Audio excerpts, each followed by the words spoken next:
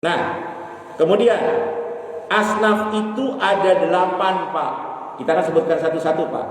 Yang pertama fuqara, orang-orang fakir. Itu pertama.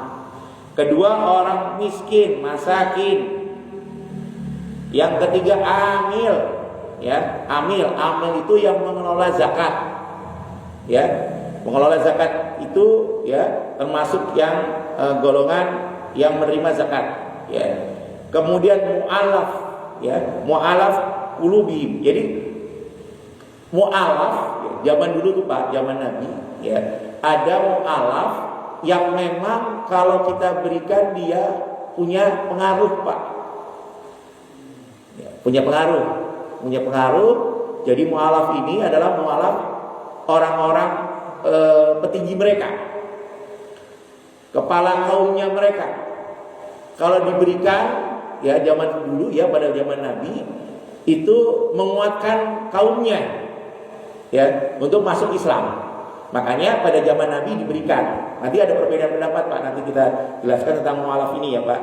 Jadi mu'alaf ini mu'alaf orang-orang kaya, tapi kalau kita berikan sesuatu kepada dia senang, Pak. Paham ya? Nah, itu mu'alaf ya, mu'alaf qulubihim ya. Ya, seperti itu. Nah, kemudian selain mu'alaf yaitu rikop, Pak, budak. Budaknya bukan budak kafir, tapi budak mukatab, budak yang punya hak untuk merdeka, ya. Yang punya hak dia mencicil ya, kemerdekaan dia kepada majikannya, ya.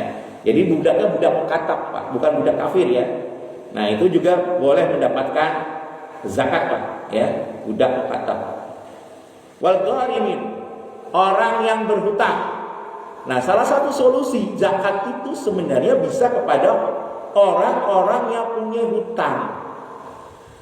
Ini sebenarnya solusi Islam ya dalam menjawab orang-orang yang sekarang banyak hutangnya, Pak. Tapi harus kita didik, Pak. Mereka harus ngaji dulu, maksud saya, supaya apa? Jangan terlibat hutang lagi, ya. Karena kalau orang udah hutang sekali, hutang terus, Pak, susah terlibat hutang. Ya, makanya ini harus ada solusi. Ya, dia ikut ngaji, dia ikut bagaimana memanage uangnya, ya. Memanage uang itu harus kita ajarkan, Pak, supaya dia tidak berhutang lagi. Makanya solusinya adalah orang-orang yang berhutang boleh mendapatkan zakat. Nah, itu, Pak, ghorimin atau ghorimun ya. Nah, kemudian selanjutnya fi sabilillah, ya. Orang yang berjuang di jalan Allah, Pak, ya. Nanti kita jelaskan.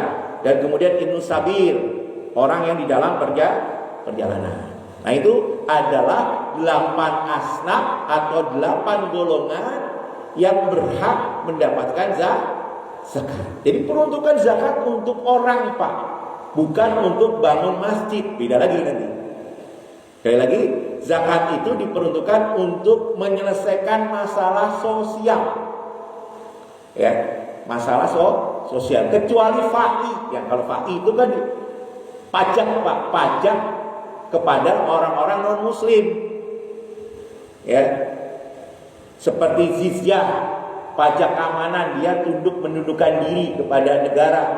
Nah, itu boleh, Pak, dipergunakan untuk yang lain. Tapi kalau zakat itu untuk menyelesaikan masalah sosial, Pak, ya. Makanya